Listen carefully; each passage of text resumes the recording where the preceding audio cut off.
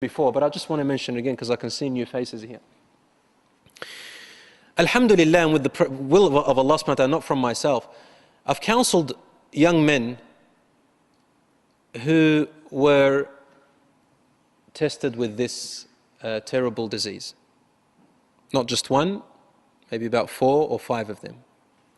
And I've also, 2 of them were young ladies, girls, and they also had the other type of intimacy. So they came to me, alhamdulillah, we were able to convince them. It was a reverse. The only thing I saw that I had to convince them, alhamdulillah, with all 4 of them, it worked. 4 boys and 2 girls. It all worked, alhamdulillah. They're all safe from it. The thing that helped me was that they were Muslims. So they believed in Allah and they didn't like what they were doing. What I mean by like, in their reasoning, they knew it was wrong. And they didn't want to anger Allah subhanahu wa ta'ala. But in their desires, they liked it. But they hated it, they knew it was wrong because they don't want to meet Allah subhanahu wa ta'ala with it. So that was a step. They worked their brains. And the other thing, we convinced them, used reverse psychology with them, and reminded them of Allah subhanahu wa ta'ala. Alhamdulillah, they stopped. I remember one particular sister, she had just met some of these types of girls, and they convinced her that she is a female, homosexual or lesbian. And alhamdulillah, the things I said to her were as follows. I said, sister, before you met these girls, did you think that you were like that? She said, never crossed my mind. I said, so what makes you now think so? She said, when I met these. I said, so you met them and you started thinking like that. How long have you known them for? She said, about 2 months. I said, have you done anything? She said, no. I said, alhamdulillah. Well, as soon as you take the next steps, you start to, it becomes more difficult to get out of it. Whether it's this or whether it's any sin. Any sin we take further and further, the shaitan works step by step. That's how he works. He works step by step. It doesn't work quickly like 10 steps, step by step. And the further you go, the harder it is to come back. Like swimming in an ocean. The further you go deep into it, the more of a challenge to come back it is. That's exactly how sins are, brothers and sisters. You lead from minor to bigger until finally you lose everything, including even your belief in Allah subhanahu wa ta'ala. So this is one of the ways. And alhamdulillah, I said to this sister, I said, so they convinced you? She said, you know what, I never thought of it that way. I never thought like that before and now I am. Simple stuff. I said, if I brought you a very handsome young man right now, the one that you like, and she likes sportsmen, you right? And I said, if I brought you a nice sports person, like maybe an Olympian taekwondo champ. And I said, she said, yes, I would marry him. Why not? I would get to know him. I said, alhamdulillah, then that means you are not what they say. So long as you still have that natural desire.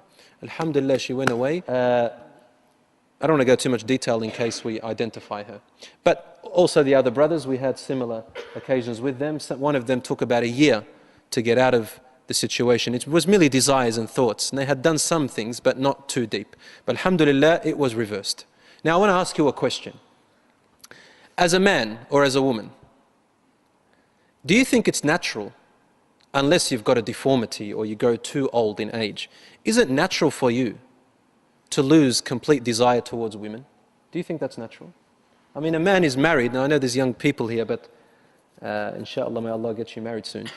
But a man, you're married, right? Even after years of marriage, subhanallah, this same woman, after years of marriage, and this same man, after years and years of marriage, Allah has created a natural, biological build-up within our bodies.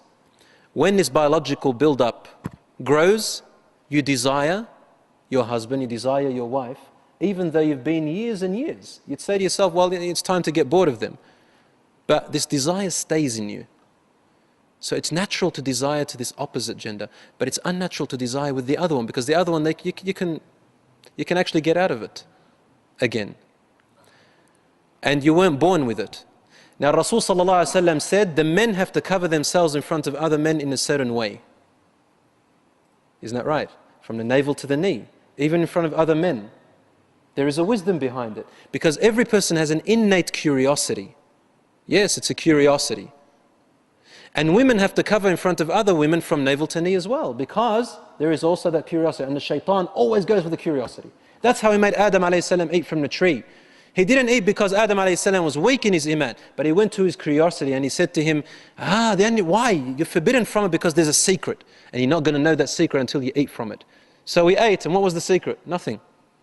There was no secret. The shaitan laughed his head off and thought that he had won. But guess what? Adam alayhi salam did not come down to earth so he can stay here. Everyone who dives down into the ocean, the diver that goes down into the ocean comes out with pearls.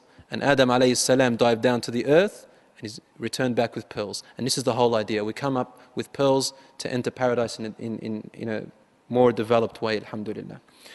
So Lut alayhi salam was sent to these people. Not one of them, not one single person, man or woman, obeyed Lut alayhi salam. It is said in narrations that he stayed for more, Allahu alam how many years, but decades. Not one of them accepted his call. He had daughters, he had 3 daughters, Lut alayhi salam, and a wife. His wife was a disbeliever. And Allah mentions her in the Quran. She used to help the men. She was a matchmaker for the men. Afterwards. And Lut alayhi salam couldn't stay with her either. But he had 3 daughters from her. Subhanallah, it was just for the Prophet that Allah subhanahu wa ta'ala, He put him in that situation and she disbelieved. In our time, we're not permitted in our sharia, in our deen, after the Prophet ﷺ to marry someone like that. But it was a circumstance for him, he was in a necessity. However, his daughters were all believers. And the wife of Lut, her descriptions about her being disbeliever is in the Quran. It's also in hadith that she used to try and help the men. And I'll tell you soon what I'm talking about.